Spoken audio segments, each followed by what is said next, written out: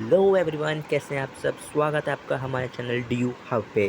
तो बेटा भाई जने सारे, ये बात देखो, आप आ गए हो अपने दिल्ली यूनिवर्सिटी में नए नए हमारे जूनियर्स।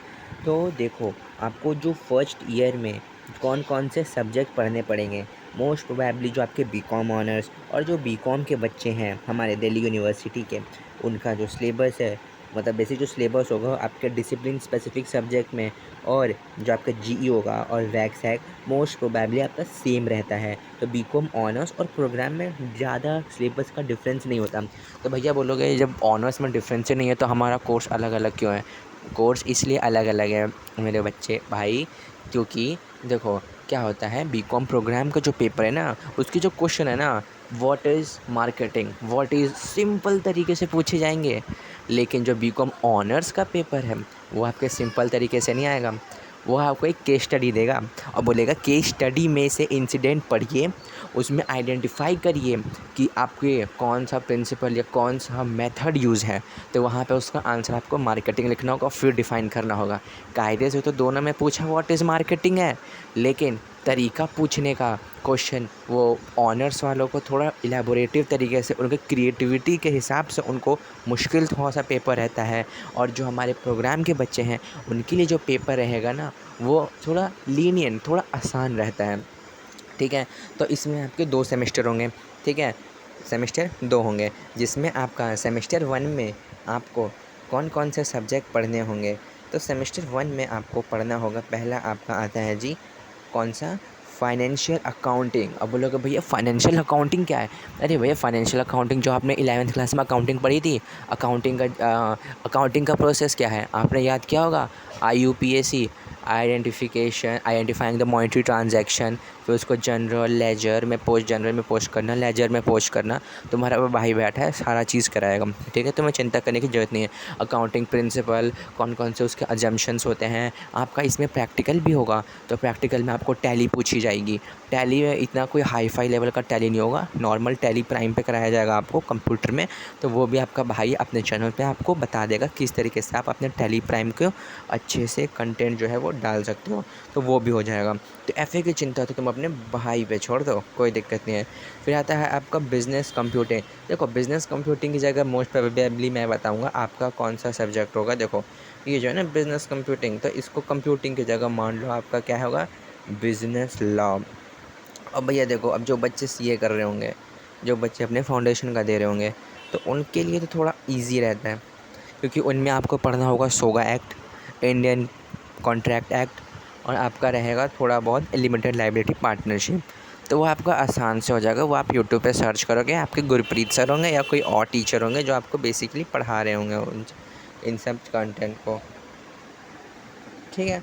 तो इसके बाद हमारा आता है, ठीक है, तो इसके बाद हमारा आता है प्रिंसिपल्स ऑफ माइक्रो इकोनॉमिक्स, हाँ sorry, business organisation and management. देखो जो बीकॉम प्रोग्राम वाले बच्चे होंगे ना, उनमें होगा बिजनेस ऑर्गेनाइजेशन एंड मैनेजमेंट। और जो बीकॉम ऑनर्स वाले होंगे ना, उनमें भी थोड़ा सा सब्जेक्ट अलग होगा। उनमें आपको देखने को मिलेगा, देखो यहाँ पे आपको HRM, सेमेस्टर 2 में तो आपको HRM देखने को मिलेगा, ह्यूमन रिसोर्स मैनेजमेंट। और यहाँ पे भी आपको बिजनेस ऑर्गेनाइजेशन एंड मैनेजमेंट होगा। लेकिन जो ये मोस्ट प्रोबेबली आपका जो मैच होगा ना, वो कहाँ से होगा, अपने बिजनेस स्टडीज़ से। सिलेबस जो होगा वो अपना मैच होता हुआ दिखेगा, जिसमें आपको organising, planning, staffing, directing and controlling के बारे में पढ़ाया जाएगा।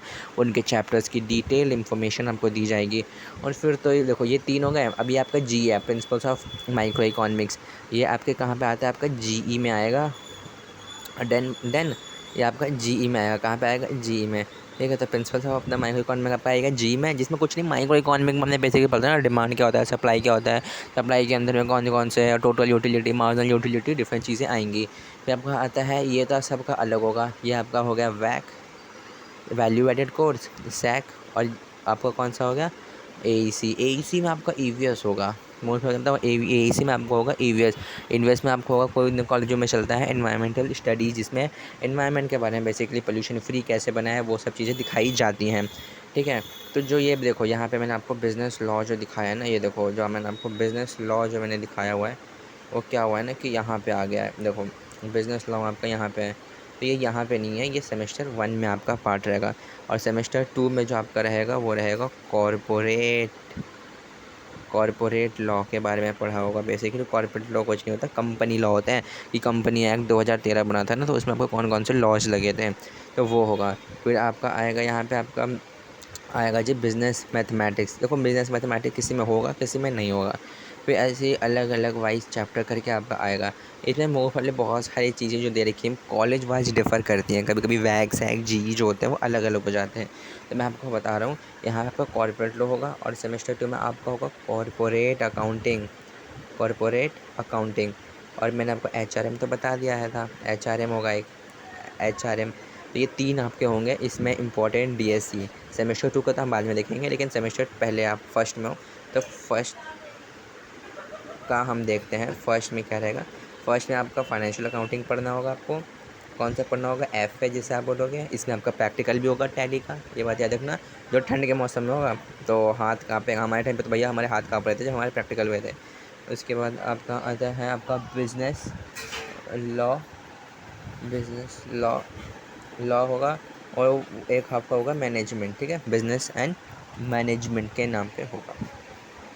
ये है आपका chapter. So don't forget to like subscribe and share the video.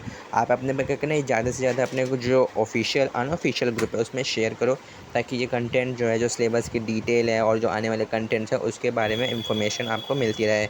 हमारे चैनल पे आपको सारे जो भी आपके एग्जामिनेशन रिलेटेड क्वेरीज़ हैं वो सॉल्व करी जाएंगी।